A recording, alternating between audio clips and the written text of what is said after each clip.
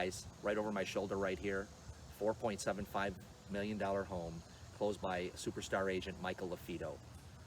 Michael was a teacher and started working real estate as a side hustle, and eventually left his teaching career and became a top producing agent, and then started to secure trophy listings like this one behind me.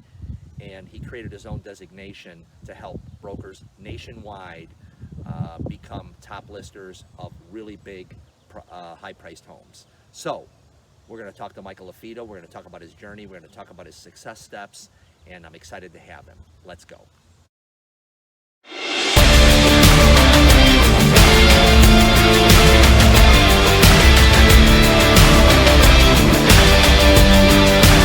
Everyone, this is Steve Kemp with the People Not Titles podcast, and if you know anything about Chicago real estate and national real estate, you'll know this person sitting across from me is Michael Lafido.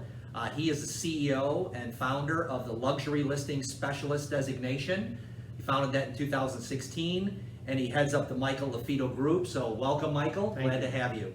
Appreciate it. Yeah, Michael is also the 2019 MVP by Who's Who in Luxury Real Estate, and is the author of 3 books, Marketing Luxury, and the most recent book is Luxury Listing Specialist. And he has a course, a podcast, and designation. So, Michael, we have a lot to talk about. I'm excited about having you here.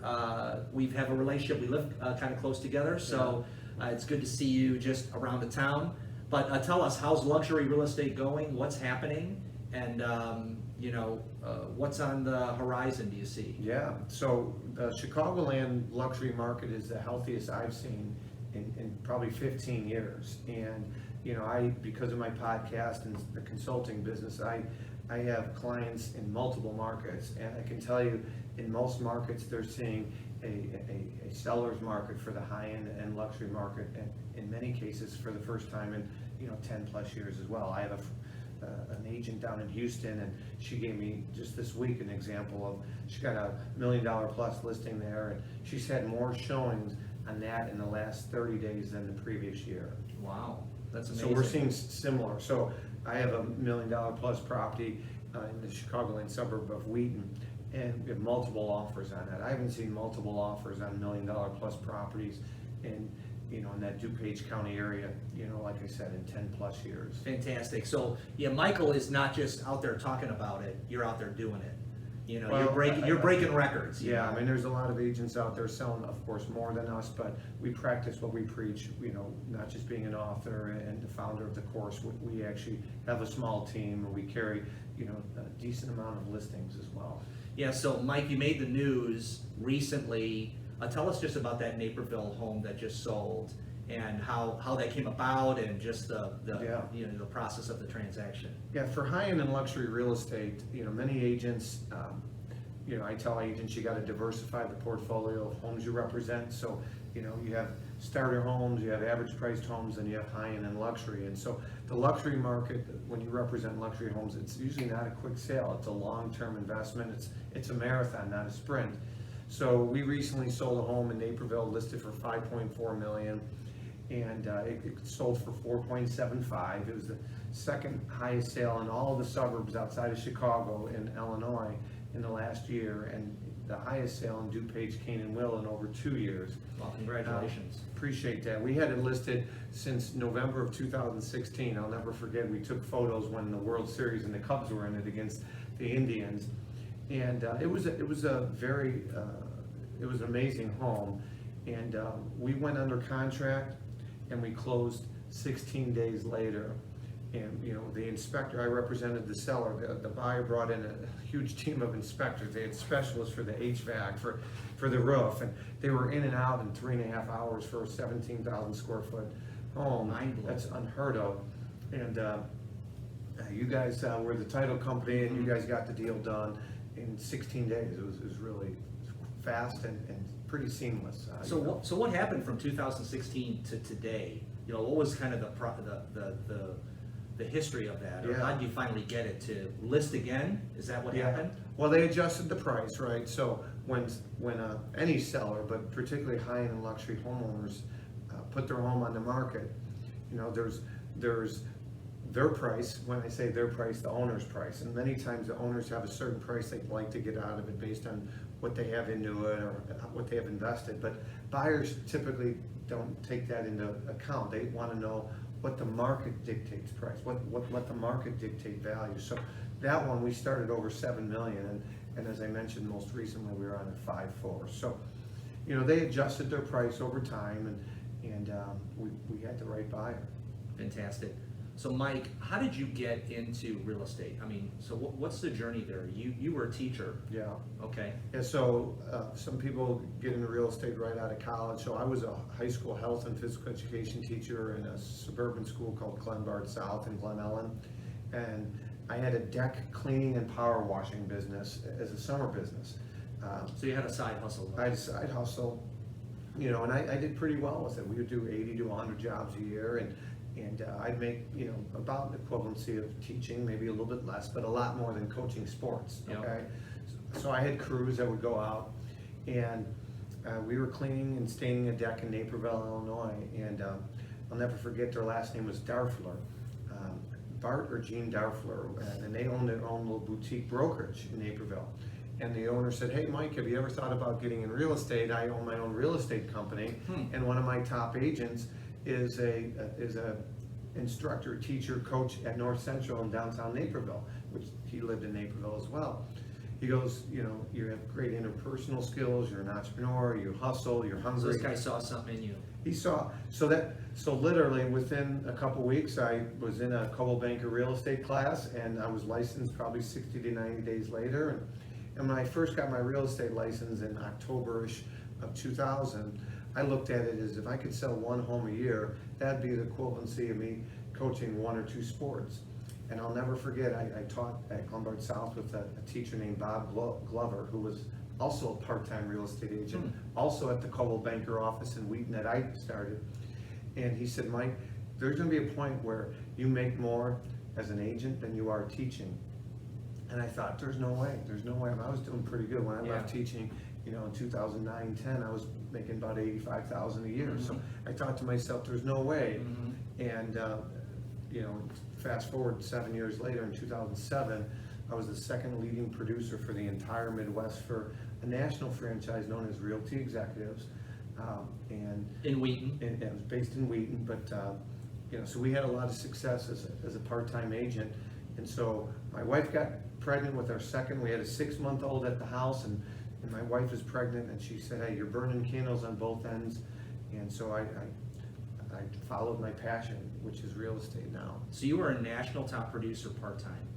Yeah, I was working about 12 to 15 hours a week as a part-time agent, and was, you know, I don't know, maybe one of the top 10% of producers, you know, in the country when it comes to that, you know, doing $10 million plus in volume. That's something. So you know, even though if you look at your profile, you would see, oh, this is a luxury listing guy. This is a guy that could teach anyone who's beginning on how to get successful off the ground.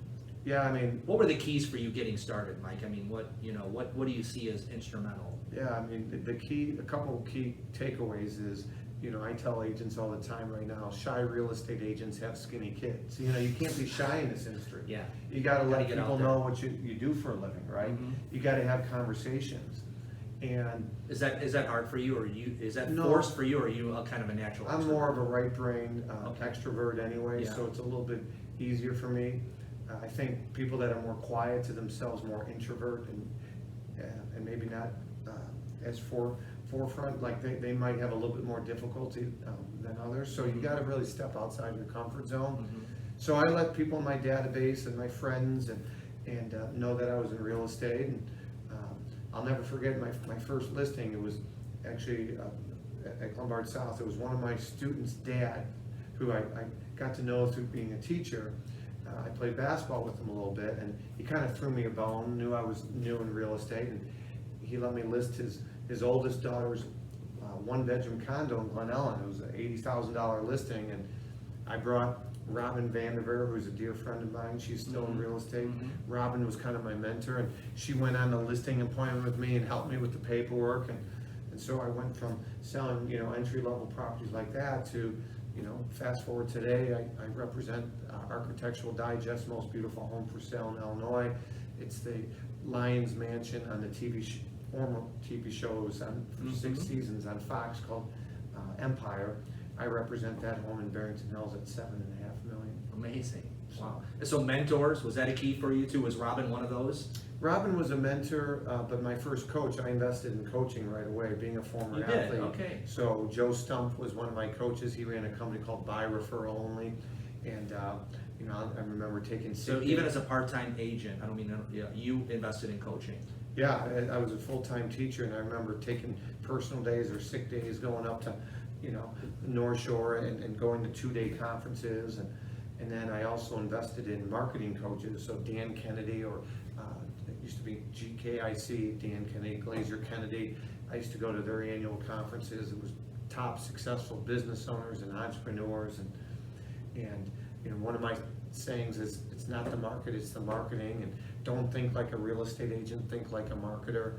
These are all things that I developed from, I believe iron sharpens iron, and I got some of my best ideas as a real estate agent outside the industry, but other top producers, that other top entrepreneurs, other top business owners. That's awesome. So you came to a point where you replaced your full-time income, but you know, when you leave a job, right, there's security, there's benefits, there's all, I mean, so what was that decision like for you? I mean, you had to do much better at real estate than your teaching job, because you had all this, you know, supposed security and Yeah. you know, kind of comfort zone.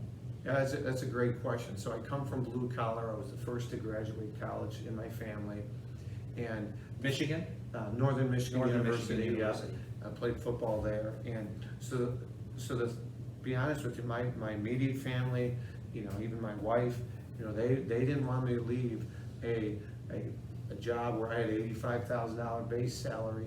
I could probably, and this might sound confident or arrogant, but I could probably make 6 figures as a part-time agent all day. So I basically left a position where I could, you know, make good money, pretty much guaranteed every year. Pension down the road.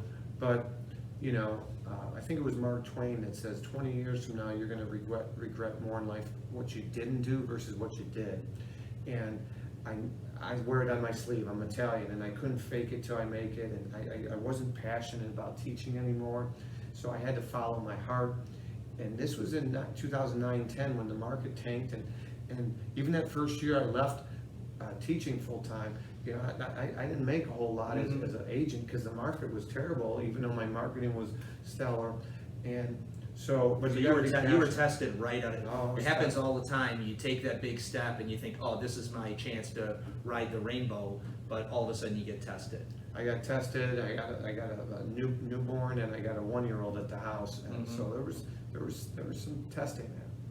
And so when did you think to yourself, when did you cross over and go, okay, I'm really a broker, I'm never going back to teaching? And was that from the day one, or did that kind of haunt you for a couple of years before you crossed over? Yeah, I mean, I wish I could say day one I was boom, but yeah, you know, listen, there's misconceptions, there's doubts, Yeah. you have haters, you got some peaks and valleys in real estate. So People waiting for you to fail. there are people, yeah, I mean, one of my sayings in my office, prove them wrong. Yeah, right? So I love it. I love proving others wrong, but there's ups and downs in real estate. That's why I tell agents, you gotta diversify your portfolio of homes you represent. You gotta have some entry level, you gotta have average price properties, but most agents don't go after high-end and luxury because they might take longer to sell, it takes more marketing budget, or it'll hurt my batting average or my statistics. For example, I had one agent that I was coaching, and she said to me, I've been doing real estate for over 20 years, I've never had a listing that didn't sell. I've never gone on, another agent told me, I've never gone on a listing appointment and didn't get the listing. And my response was the same to both of them. You're not stepping out of your comfort zone. You gotta increase some of the price points you're going on these appointments. You gotta maybe go to another area. But most agents, they stay to their comfort zone.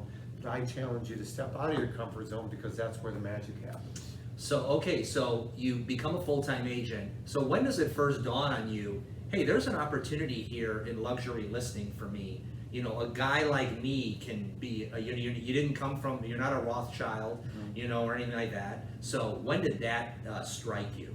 Yeah, so I'll answer that question in, like, immediately after Yeah. this, but there's some misconceptions that you as an agent have to come from luxury. You have to be with a certain brand or licensed for X amount of years before you can sell luxury. That's not the case. So a couple things, so I wanna make sure I address that. So one of my mentors, Dan Kennedy, talked about marketing to the affluent. So I go to these conferences, and so marketing to the affluent, high net worth individuals was always intriguing to me. And it doesn't take a rocket scientist to figure out, in a commission-based industry, would you rather sell, 4 $250,000 homes, do 4 times the work, or $1 million home? And so You could do the math. You could do the math. So I had a product that I created called the Ultimate Listing Blueprint. It was a set of DVDs and CDs, and we sold it for, I think, $497. I don't sell it anymore, but I had a guy who since has passed away, Jeff Rebar. He was out of Jacksonville, Florida. He was a great man. Jeff invested in my product and loved it, and recommended me to some luxury agents, and I ended up having a top luxury broker owner hire me. I helped her with some things, and she specialized in luxury. And quickly after that, I realized she didn't just need my help, but there was a huge void in the industry, and others. So you helped a luxury person with their listing blueprint. Yeah, I helped them with their blueprint, their mindset. They committed they competed by being a discount agent, so we had to help them with some things. Okay, fantastic. And did that start the journey then? That started the journey, and that opened other doors. And then you mentioned it, and then March of 2016, we launched our designation. At the time, it was Marketing Luxury Expert, but we changed it and named it, not so the consumer understood it, but more towards real estate agents. It's called Luxury Listing Specialist, or Lux for short. What was the first luxury listing that you sold, and when? That's a great question. They say you always remember your first. But my first trophy listing that I really sold it was actually in Wheaton, Illinois, and it was the highest sale ever in Wheaton. Now it's the second highest for 2.65, and so that was about 3.5 years ago, 3 years ago now, I believe, actually 4 years ago, I think. And I was the second agent, and there's an old adage in real estate: you want to be the firstborn, the second wife, and the third real estate agent. And I was the second real estate agent there. And that owner was an interior designer, and she was amazing at what she did. But interior designing and decorating is different than staging. And I actually, on our show, we have a podcast similar to this, and it's called Luxury Listing Podcast. That's awesome. I'm having the creator of StagedHomes.com, Barb Schwartz, who defines staging as the ability to position a home so that buyers and agents can mentally move in. So that particular home was very difficult because that owner was an interior designer, so we had to warm her up to staging, and we got that home sold in, I think, 38 or 39 days. And that was our first luxury listing. And what did that do for you? That was our first trophy listing closing. Yeah. But that opens doors for you, right? People talk. So that 4.75 that we just sold. Yeah. We're hoping that we have other homeowners that have high-end or difficult listings, and they say, hey, we got to bring this guy in. Mm-hmm. So what I see, Mike, is you're a person that loves to sell, and there's some naturalness to that, but then now you love to teach. And so talk about how you transition from I can do this to I have a passion for it, and I think I can help some other agents do that. Yeah. When did that start for you? Well, being a teacher was natural, right? Absolutely. Being a high school health and PE teacher and a coach, so I always like inspiring. Even I coach my kids' baseball team right now, and trying to get the most out of someone and get them to believe there's something empowering there.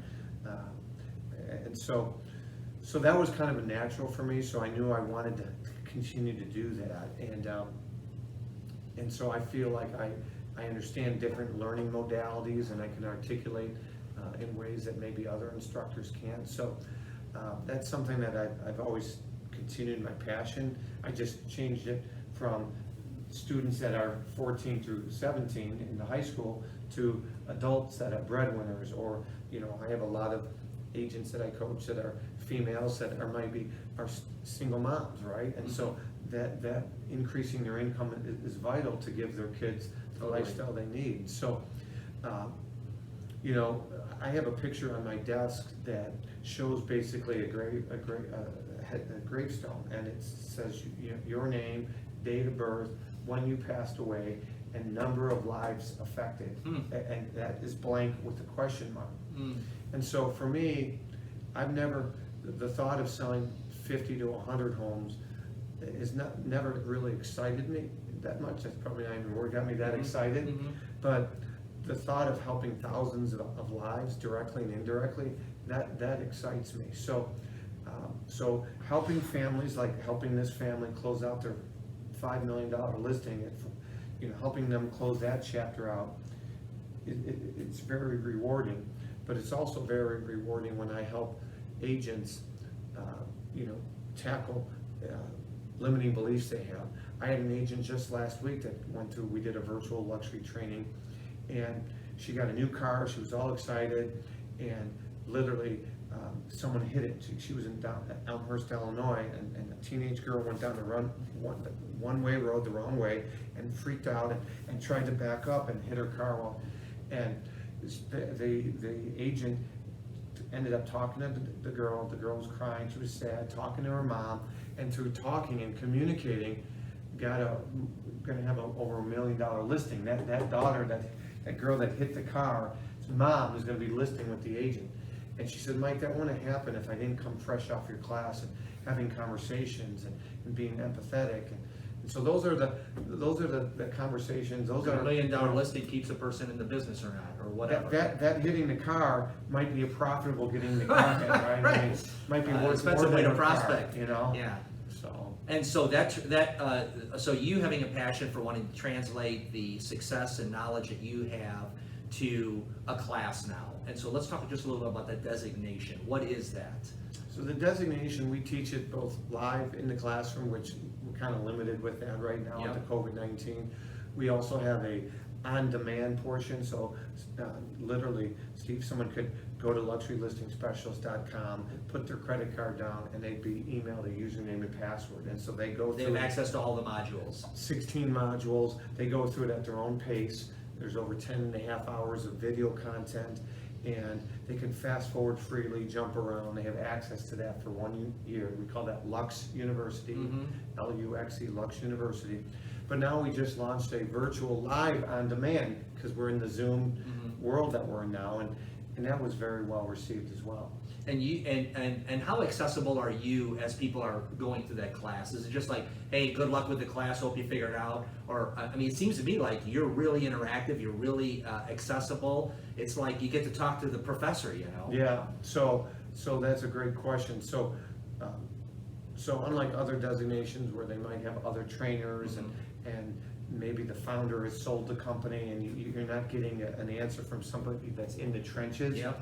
I'm not only the founder, but right now I'm the only instructor. Now we are looking at expanding and growing that. We've had people express interest in that, but we have a Facebook private group where I'm the one answering the questions. It's not my assistant to an assistant type of thing. Yeah, so you're a person that built into yourself, invested in yourself, and now you're kind of passing that along. So what's for the future in terms of just the designation? What are you hoping for this whole thing to turn into for yourself, Mike? Well, I'm looking and I'm hoping that when a large franchise or an independent or a big national conference is happening and they want to bring somebody in that wants to inspire and educate all price points, but particularly, inspiring agents or brokers to increase your average sale price and break into or dominate luxury. I hope that my name's in that conversation, top of mind awareness, ideally, right? And so we want to continue to inspire through our training and our designation.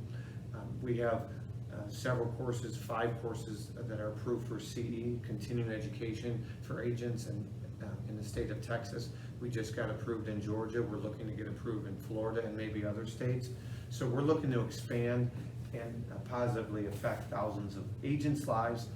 And the thing that I'm very passionate about is when I affect agents positively and we give agents the tools and the resources to be successful, it helps our industry, it helps the consumer.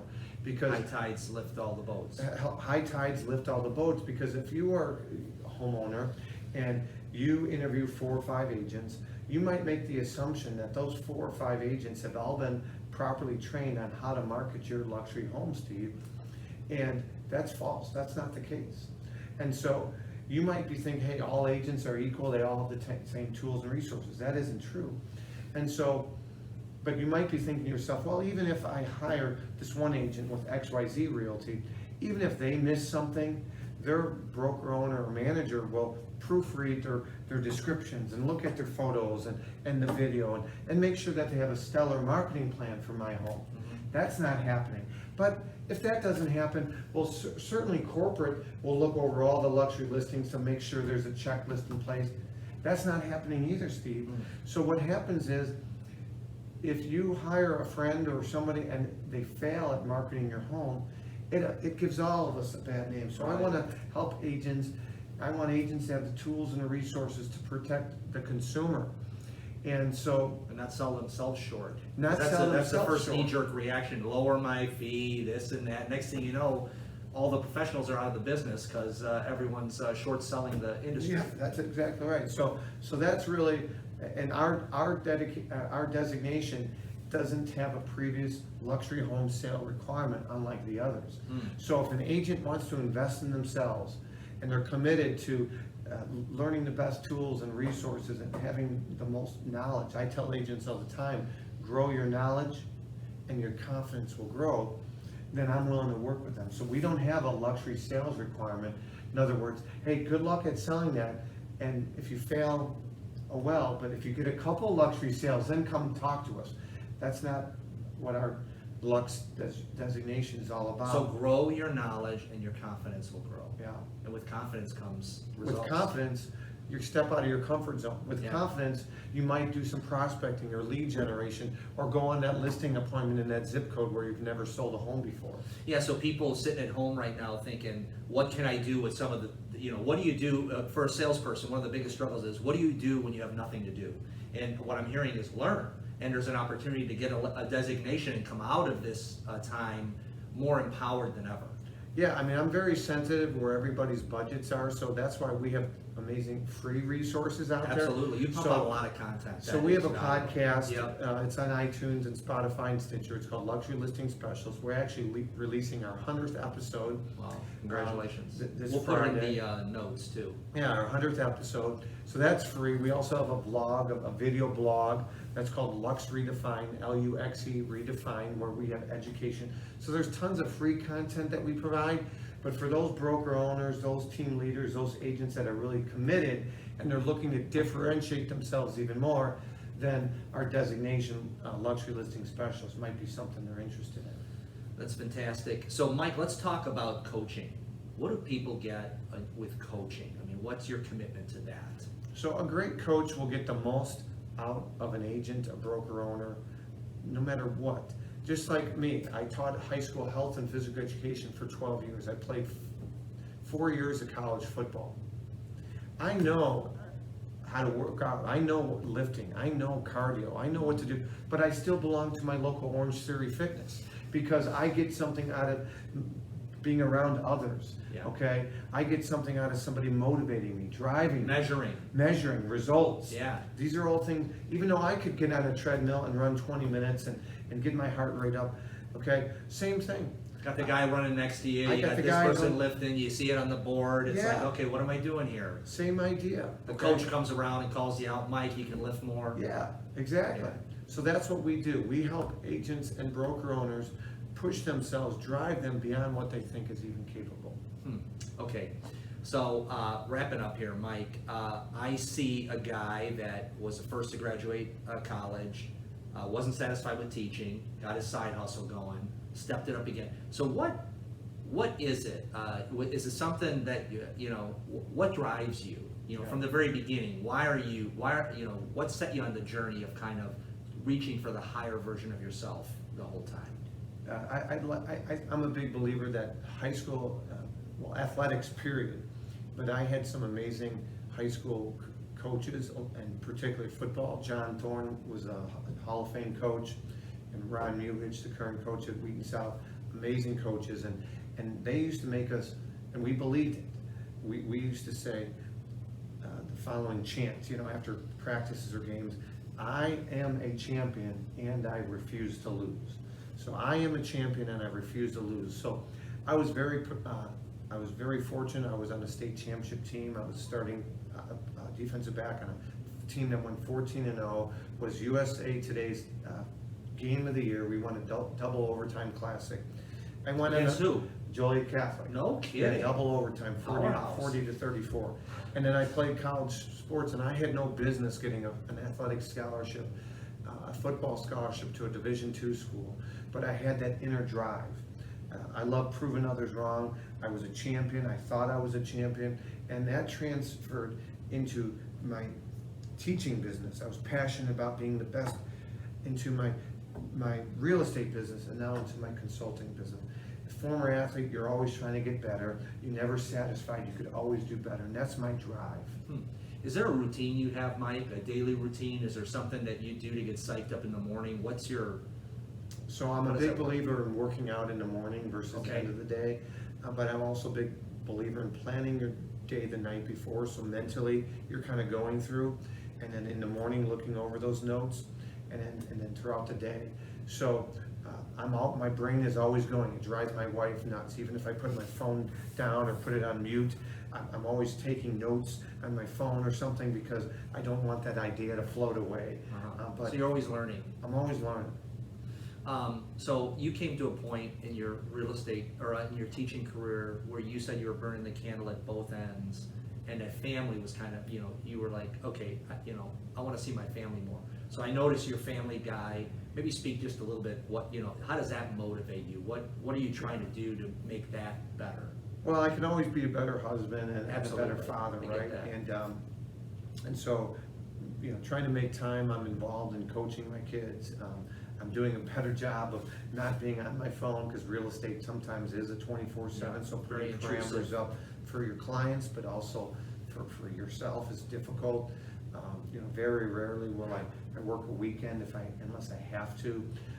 So, trying to be committed to that. So I remember at church once, they talked about as business people, you go to these conferences, you fly across the country, not talking to me, but if you're a business leader like Yeah. you are, you're always trying to learn better tools and resources. But how many of your friends that are business people go to classes on marriages and try to be a better husband? And it hit me right between the eyes, like, man, I'm guilty of that. So again, trying to do better. Trying to learn in all areas, Trying to not just learn. trying to be a good business person, lopsided wheel or whatever it is. Yeah. Okay, fantastic. Well, Mike, I just want to say thanks for your time today. All of Mike's contact info and where you can get information about his luxury listing designation will be in the notes here. And I just, wholeheartedly endorse just getting connected with Michael and just learning from him, because he is a wealth of knowledge. So thanks, Mike. You're welcome. We appreciate you. All right, thank you.